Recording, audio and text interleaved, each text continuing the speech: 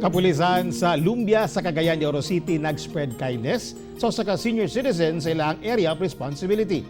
Ato ibalik si Cyril Chavez.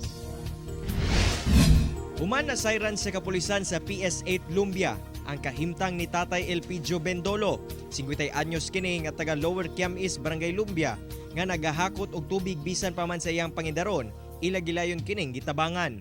Sa ilahang pag-uban kang tatay sa iyang panimalay, nakita nila halos mahugdo na kini og walay saktong konsumo uban ang iyahang asawa. Busa subay silang kapwa ko sagot ko project. Gilayon silang nag-spread kindness ngadto kang Tatay Elpidio og gitabangan na matukod ang iyang panimalay. Gawas niini, pinagisab sa suporta sa mga pribadong individual, nakatigom sila og pangkonsumo ni Tatay Elpidio. Realidad sa kinabuhi nga kung sa atong pagpatrolya makikita nato ang tao nga mismo naglisod og tigulang na senior citizen at the age of 75 years old, naglukdo pa kini, nagbaswat pa kini og galon container nga nagkumpos ko na og 5 gallons or 4 gallons. Karon, ligo na ang balay ni Tatay Elpidio. Padayon sab ang paghatag og konsumo, labi pa nga wala na siya kapasidad nga manginabuhi.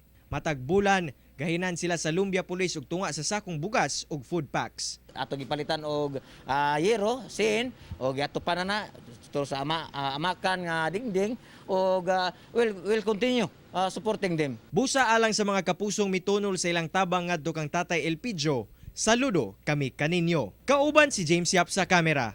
Ako, si Cyril Chavez para sa One Mindanao.